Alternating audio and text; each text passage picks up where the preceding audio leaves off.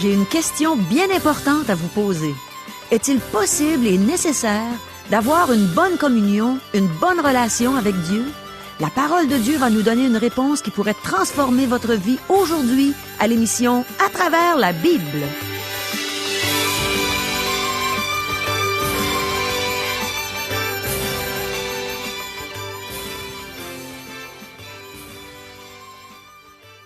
Chers auditeurs, pour en savoir davantage sur le contenu de cette émission, vous pouvez contacter en tout temps Radio Espoir via Internet à www.radioespoir.ca ou par téléphone, sans frais, au 1-877-l'Espoir, 1-877-537-7647. Bonjour, ici Caro. Plus j'écoute tout ce bon enseignement qu'on reçoit à l'émission À travers la Bible, plus j'ai hâte d'entendre la prochaine émission. Pas vous? Voici les questions qu'on a pour aujourd'hui. Devons-nous amputer le péché de nos églises ou pouvons-nous faire des compromis? Est-ce que la confession restaure la communion, la relation avec Dieu? Devons-nous identifier clairement le péché quand on en fait la confession? Est-ce que la communion avec Dieu est possible et nécessaire? Est-ce que tout enfant de Dieu désire connaître Dieu? Avons-nous besoin de la présence de Dieu pour accomplir notre mission sur la terre? Eh bien, je veux remercier Dieu d'avance pour les réponses qu'il va nous donner aujourd'hui. Il est tellement fidèle. Il aime nous instruire. Il aime se faire connaître à chacun de nous, individuellement. Il va le faire encore aujourd'hui par la bouche du pasteur Régent Joly. Voulez-vous remercier Dieu avec moi? Prions. Oui, Seigneur, on veut te remercier pour la richesse de ta parole que tu nous donnes jour après jour. Elle est toujours fraîche, elle est toujours nouvelle, vivante. Merci, Seigneur, continue à nous instruire aujourd'hui. Amen. À toi, Régent.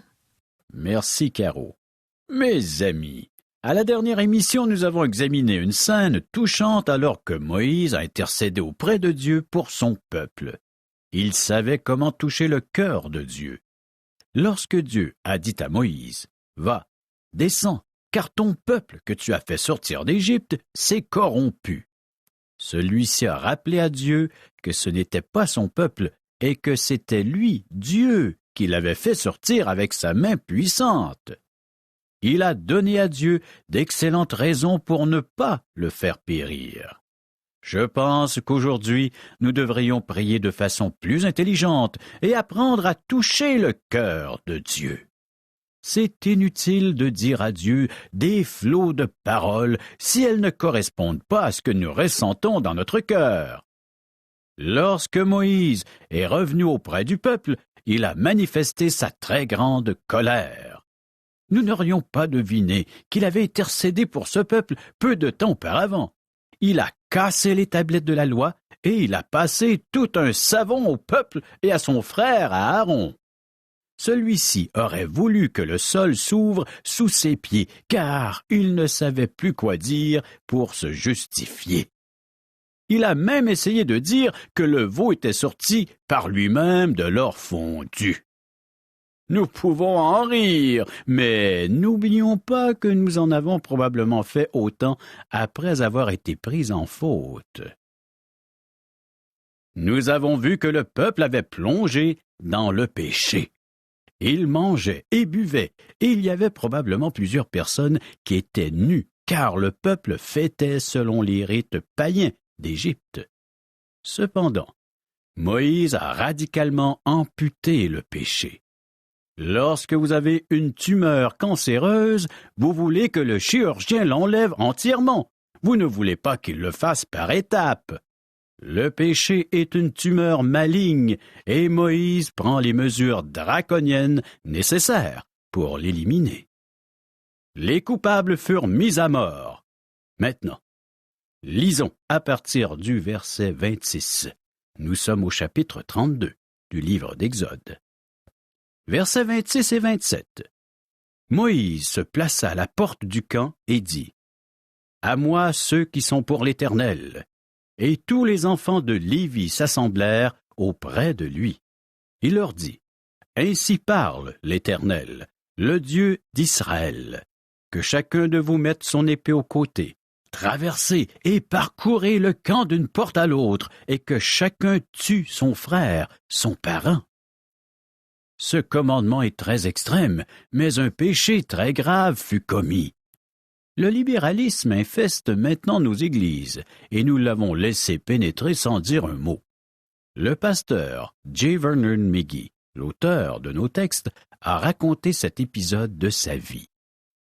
Il avait été convoqué au conseil d'une dénomination en vue d'un poste de pasteur. Il fut convoqué en même temps qu'un jeune homme d'un séminaire libéral. Le pasteur McGee a affirmé n'avoir jamais rencontré une personne qui connaissait si peu la Bible et la théologie que ce jeune homme. Même avec le peu qu'il savait, il était confus. Ce jeune homme était ignorant de bien des choses et de plus, il n'avait pas la foi. Il ne pouvait pas expliquer les doctrines essentielles de la foi chrétienne. En fait, avec beaucoup de patience, un des anciens lui a dit « Bien, si tu ne crois pas à notre foi, tu devrais au moins savoir ce que tu ne crois pas. » Alors, un autre ancien, un homme âgé qui avait connu le père de ce jeune homme, s'est levé et a dit « Le père de ce jeune homme fut un grand prédicateur dans son temps. Cet homme était solide dans la foi, et je sais qu'un jour ce jeune homme viendra à comprendre. » Le conseil embauche le jeune homme, même si ce ne fut pas une décision unanime.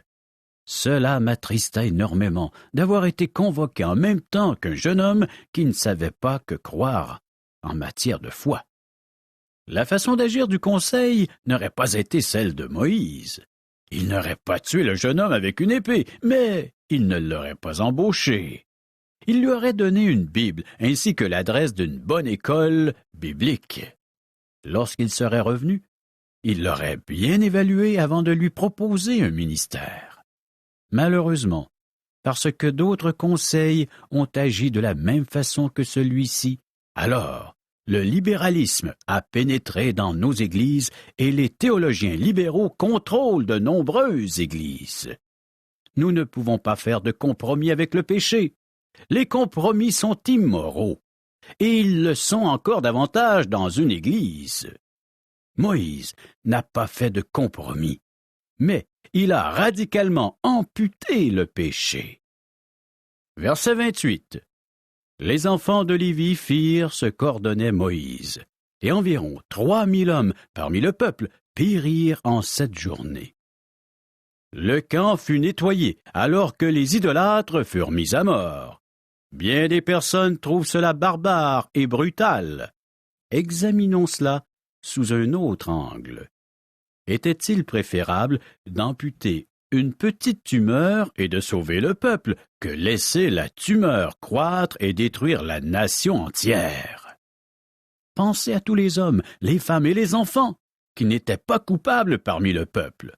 Si l'on n'avait pas exterminé les idolâtres, alors le peuple n'aurait jamais entré dans la terre promise. C'est ce qui se produit dans de nombreuses églises. De nombreuses églises ont perdu leur importance et leur influence parce qu'elles sont devenues libérales. Nous sommes souvent mous, sentimentaux et idiots. Nous sommes souvent stupides dans notre manière de faire face au mal.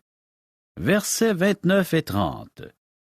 Moïse dit, « Consacrez-vous aujourd'hui à l'Éternel, même en sacrifiant votre fils et votre frère, afin qu'il vous accorde aujourd'hui une bénédiction. » Le lendemain, Moïse dit au peuple, « Vous avez commis un grand péché. Je vais maintenant monter vers l'Éternel, j'obtiendrai peut-être le pardon de votre péché. » Avant que Christ ne vienne mourir sur la croix, des sacrifices étaient offerts pour le péché. La croix est l'autel sur lequel l'agneau de Dieu a été immolé pour nos péchés. Maintenant, Moïse donne à Dieu une autre raison pour conduire son peuple dans la terre promise. Verset 31. Moïse retourna vers l'Éternel et dit, « Ah, ce peuple a commis un grand péché. Ils se sont fait un dieu d'or. » Cette raison, c'est la confession. Si vous voulez marcher avec lui, il faut vous mettre en accord avec lui au sujet du péché. Le péché doit être reconnu et confessé, et ce, qu'importe qui vous êtes. Ici, nous avons la nation d'Israël, le peuple que Dieu a choisi. Moïse dit, « Nous avons péché ». Israël avait péché gravement en fabriquant une idole d'or. Moïse a clairement identifié le péché dans sa confession. Nous devrions en faire autant. Mentionnons clairement nos péchés. Verset 32. Pardonne maintenant leurs péchés, sinon, efface-moi de ton livre que tu as écrit. Moïse s'identifie à son peuple et prend sa place auprès de lui. Il dit à Dieu que s'il a toujours l'intention d'exterminer le peuple, de le faire périr avec lui. Dieu avait dit à Moïse qu'il pouvait respecter son alliance avec Abraham, Isaac et Jacob en faisant un peuple de Moïse. Ces paroles ont touché le cœur de Dieu. Ce qui touche le cœur de Dieu actionne le bras de Dieu. Verset 33. L'Éternel dit à Moïse, « C'est celui qui a péché contre moi que j'effacerai de mon livre. » C'est individuellement et personnellement que nous devons répondre de nos péchés. Versets 34 et 35. Va donc, conduis le peuple où je t'ai dit. Voici, mon ange marchera devant toi, mais au jour de ma vengeance, je les punirai de leurs péchés. L'Éternel frappa le peuple parce qu'il avait fait le veau, fabriqué par Aaron. Les individus devront répondre personnellement de leurs péchés, mais Dieu va conduire le peuple dans la terre promise. L'ange de Dieu guidera ceux qui n'ont pas participé à l'idolâtrie. Dans l'Ancien Testament, l'ange de Dieu est une manifestation visible de Christ avant son incarnation.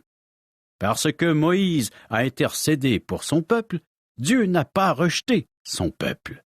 Ceci devrait nous aider à nous rendre compte de la grande importance de la prière. Chapitre 33, versets 1 et 2. L'Éternel dit à Moïse, « Va, pars d'ici, toi et le peuple que tu as fait sortir du pays d'Égypte. Monte vers le pays que j'ai juré de donner à Abraham, à Isaac et à Jacob, en disant, « Je le donnerai à ta postérité. » J'enverrai devant toi un ange, et je chasserai les Cananéens, les Amoriens, les Hétiens, les Phéréziens, les Éviens et les Jébusiens. Dieu prépare son peuple à entrer dans la terre promise. Le peuple va reprendre sa marche dans le désert, dans le livre des Nombres. Le livre de Lévitique donne la suite des instructions pour le service du tabernacle que l'on commence à aménager dans le livre d'Exode. Versets 3 et 4. Monte vers ce pays où coule le lait et le miel, mais je ne monterai point au milieu de toi, de peur que je ne te consume en chemin, car tu es un peuple au cou raide. Lorsque le peuple eut entendu ces sinistres paroles, il fut dans la désolation, et personne ne mit ses ornements. Ces ornements étaient des symboles païens. Les anneaux d'or montraient que des Israélites vénéraient encore les idoles égyptiennes. Ces anneaux étaient pour eux comme la croix que portent des chrétiens, quoique la croix ne soit plus un symbole strictement chrétien. Verset 5. Et l'Éternel dit à Moïse, « Dis aux enfants d'Israël, vous êtes un peuple au cou raide. Si je montais un seul instant au milieu de toi, je te consumerais. Ôte maintenant tes ornements de dessus toi, et je verrai ce que je te ferai. » C'est la troisième fois que Dieu affirme que le peuple a un cou raide. Dieu leur indique clairement qu'il ne les a pas rachetés parce qu'ils étaient un peuple supérieur. Dieu demande au peuple d'enlever ses ornements qui démontrent son attachement aux idoles et de prendre position pour lui. Je pense que c'est pour cela que le baptême d'eau était si important dans l'Église primitive. C'était une preuve qu'une personne avait abandonné son ancienne vie dans le judaïsme ou le paganisme et qu'elle avait pris position pour Christ et qu'elle marchait en nouveauté de vie.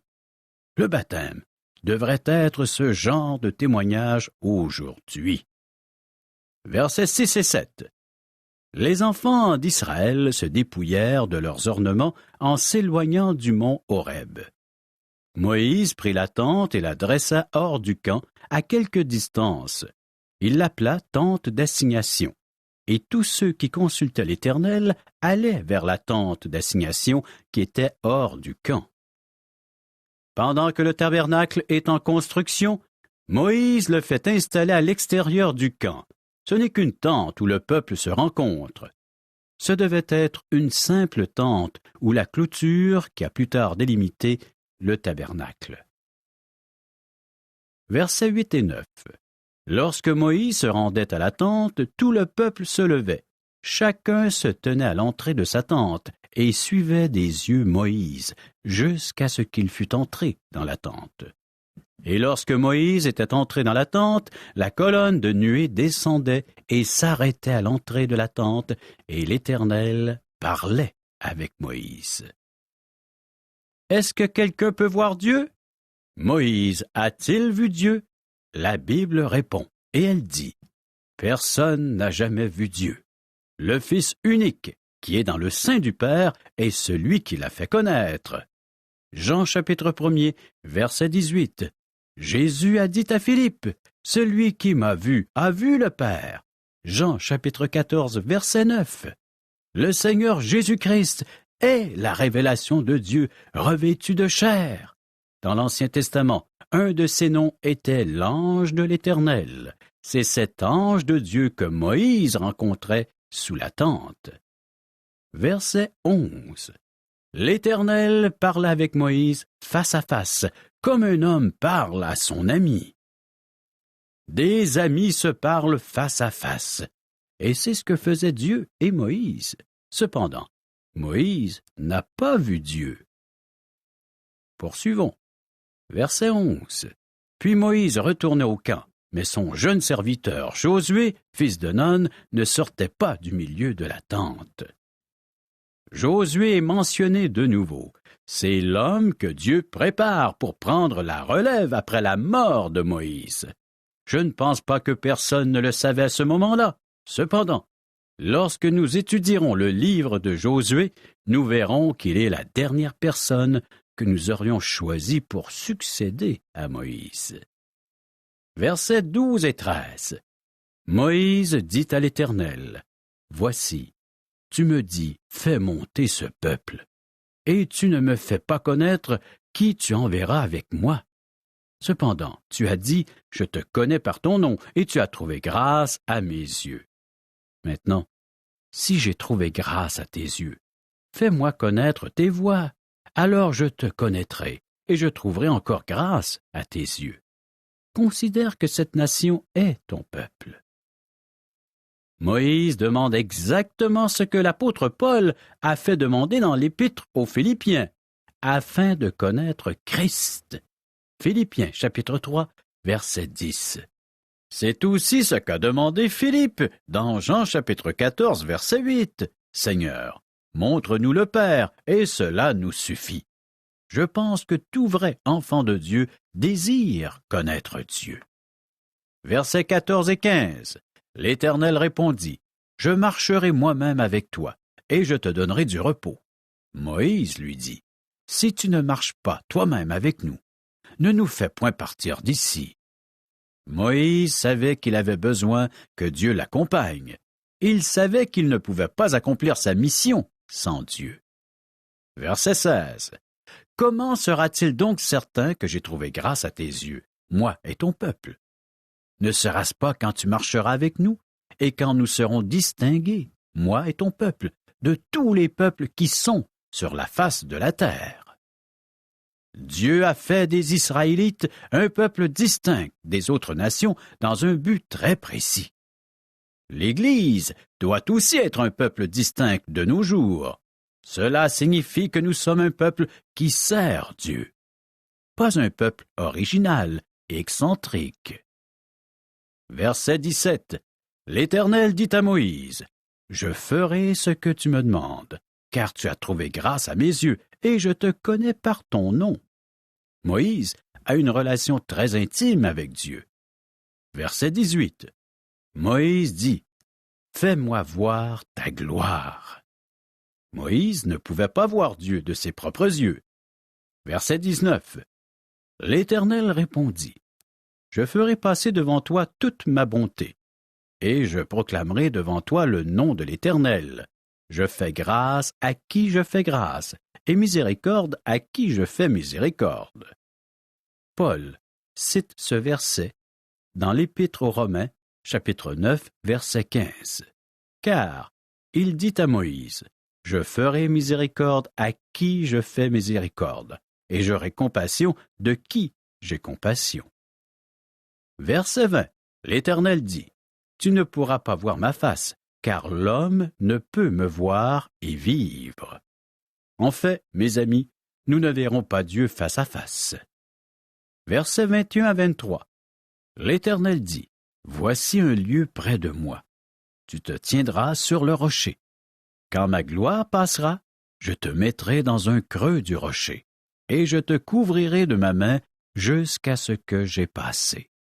Et lorsque je retournerai ma main, tu me verras par derrière, mais ma face ne pourra pas être vue. » Ces versets nous disent que la gloire est une représentation de Dieu. Le Seigneur Jésus a affirmé que lorsqu'il reviendrait une deuxième fois, nous verrions le signe du Fils de l'homme dans le ciel. Matthieu, chapitre 24, verset 30. Alors, le signe du Fils de l'homme paraîtra dans le ciel. Toutes les tribus de la terre se lamenteront, et elles verront le Fils de l'homme venant sur les nuées du ciel avec puissance et une grande gloire. Je pense que ce signe est celui de la gloire dont Exode, chapitre 33, versets 21 à 23, parle. Lorsque Christ s'est fait chair pour venir sur terre, cette gloire n'était pas présente. Il a laissé sa gloire pour s'abaisser, mais il était toujours Dieu. C'est pourquoi il pouvait dire « Celui qui m'a vu a vu le Père ». Nous ne verrons pas Dieu. Nous verrons le Seigneur Jésus-Christ, et il aura une forme humaine parce qu'il a pris cette forme en venant sur cette terre. Aujourd'hui, il a un corps glorifié, et un jour nous en aurons un aussi.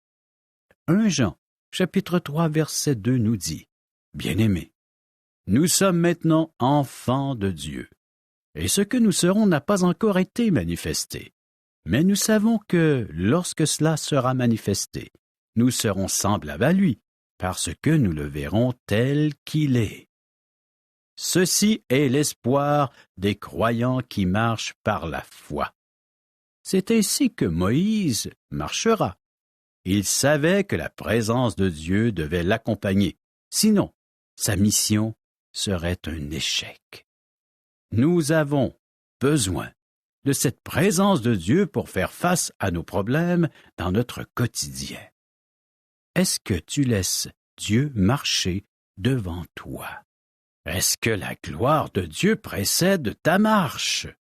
L'enfant de Dieu, ou le disciple, est celui qui marche dans les traces du Maître. Il suit celui qui le dirige. Lisons ensemble Jean chapitre 12, verset 26. « Si quelqu'un me sert, qu'il me suive, et là où je suis, là aussi sera mon serviteur. Si quelqu'un me sert, le Père l'honorera. » Voilà le principe de suivre le Maître. Chers amis, préparons-nous pour la prochaine émission en lisant Exode chapitre 34 et 35. Oh, merci beaucoup, Régent. Et surtout, merci infiniment, Seigneur mon Dieu. Merci de nous aimer assez pour nous faire comprendre qu'on doit amputer le péché de nos églises, qu'on ne peut pas faire de compromis avec le péché. Merci de nous avertir afin qu'on ne s'éloigne pas de toi en laissant l'immoralité se glisser sournoisement parmi nous. Merci, mon Dieu, de nous avoir donné la confession comme moyen de retrouver notre communion avec toi, notre joie, quand on l'a perdue en péchant. Ô Seigneur, apprends-nous à identifier clairement nos péchés quand on les confesse. Apprends-nous à être transparents devant toi, à ne rien dissimuler. Merci Seigneur de nous pardonner, de nous restaurer, de restaurer notre communion avec toi. C'est tellement bon de goûter à ta présence. Seigneur, apprends-nous à mieux te connaître, à mieux te servir. Apprends-nous à t'aimer de tout notre cœur, de toute notre âme, de toute notre force. Aide-nous à marcher dans la sainteté tous les jours de notre vie, jusqu'au jour glorieux où tu viendras chercher ton Église. Ce jour où les morts en Christ ressusciteront premièrement. Ce jour où ensuite, nous les vivants, qui serons restés, nous serons tous ensemble enlevés avec eux sur des nuées, à ta rencontre dans les airs. Ce jour à compter duquel nous serons toujours avec toi. Quelle consolation tu nous donnes par ta parole. Comme c'est merveilleux de savoir que bientôt, on va être avec toi pour l'éternité, que bientôt on ne péchera plus jamais. Aide-nous, Seigneur. Aide-nous à ouvrir ce grand livre merveilleux qu'est la Bible à chaque jour pour aller chercher tes instructions, ton encouragement, tes consolations, pour connaître ta volonté, tes désirs, tes aspirations pour nous. Et donne-nous la force d'accomplir tout ce que tu nous enseignes chaque jour. On a besoin de ta force, Seigneur, et on le sait qu'il y a juste ta parole, juste ton esprit qui peut nous la donner. Merci, Seigneur, de ne pas nous avoir laissés orphelins. Tu as promis ce consolateur et tu l'as envoyé, ton Esprit Saint. Merci de ce qu'il est en moi depuis le jour où je t'ai reçu comme sauveur, comme Seigneur. Instruis-moi, éclaire-moi quand j'ouvre la Bible, Seigneur. Instruis chacun de tes enfants. Fais-nous comprendre des vérités cachées que tu réserves juste pour tes enfants. Et sauve ceux qui ne sont pas encore tes enfants, Seigneur. Tu connais les cœurs des gens qui nous écoutent présentement. Tu sais où ils sont, soit dans une cellule, dans une prison, soit sur un lit d'hôpital, soit dans une petite chambre tout seul. Touche leur cœur, Seigneur. Fais-leur connaître ton grand amour. Fais-leur connaître combien c'est merveilleux de t'appartenir, d'être à toi pour l'éternité. Amène ces gens à toi, Seigneur.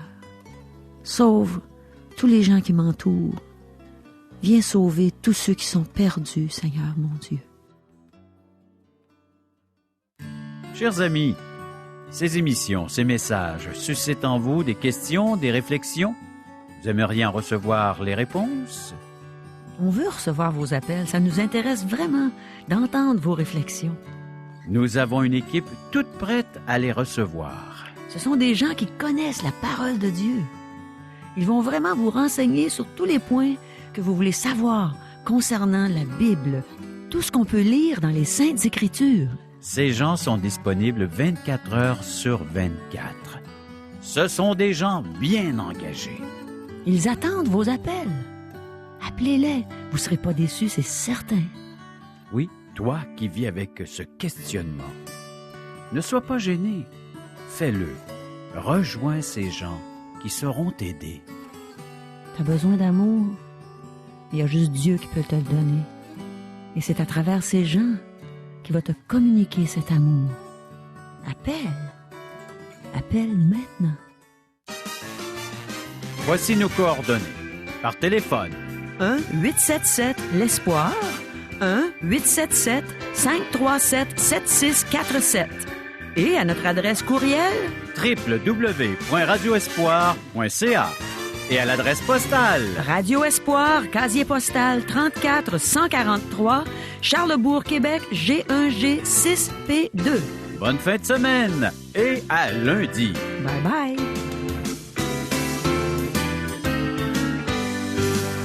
Cette émission vous a été présentée par Radio Espoir.